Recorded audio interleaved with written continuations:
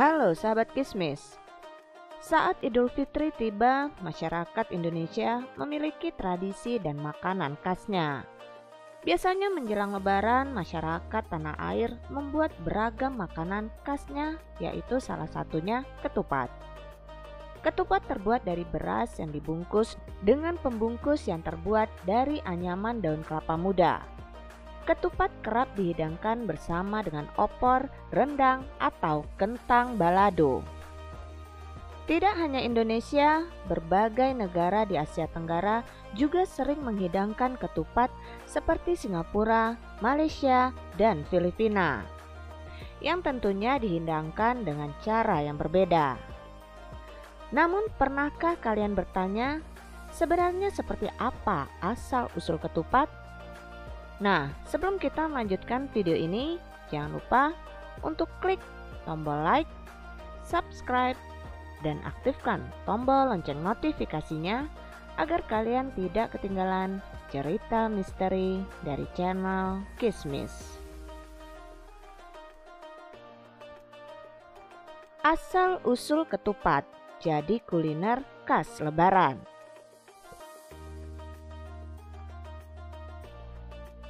Ternyata ketupat sudah ada sejak zaman Hindu-Buddha.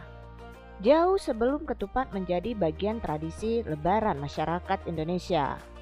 Semua berawal dari Sunan Kalijaga abad ke-15, di mana ia menjadikan ketupat sebagai budaya dan memaknainya dalam filosofi Jawa. Jika diartikan, ketupat adalah kependekan dari ngaku lepat, yang berarti mengakui kesalahan dan laku papat atau 4 tindakan.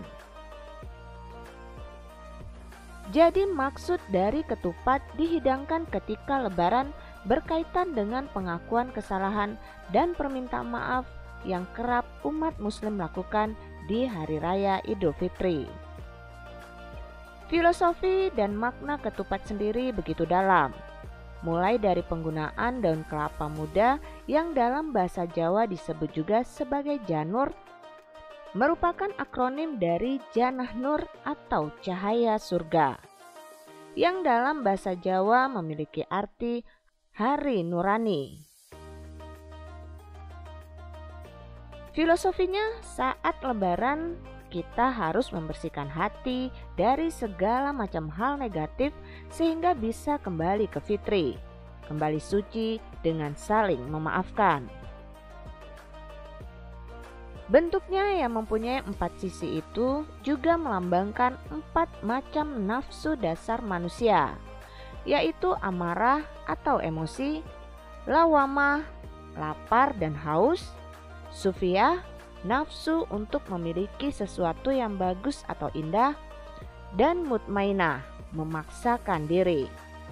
Keempat nafsu dasar ini dikendalikan saat puasa.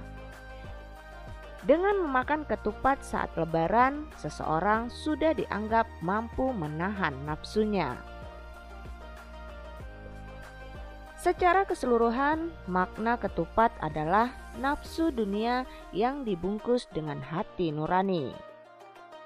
Tidak hanya saat Lebaran, meski kerap dihidangkan saat Lebaran, bukan berarti kalian hanya akan menemui ketupat setahun sekali saja. Hal ini lantaran ada banyak sekali kuliner Nusantara yang menyajikan ketupat. Sebut saja ketupat tahu dari Sunda, ketupat kandangan dari Banjar, gerabak dari Magelang, soto Makassar dari Makassar, dan masih banyak lagi yang lainnya.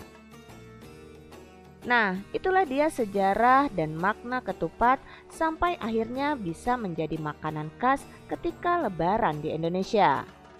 Sudah siap makan ketupat berapa ikat nih di Lebaran kali ini?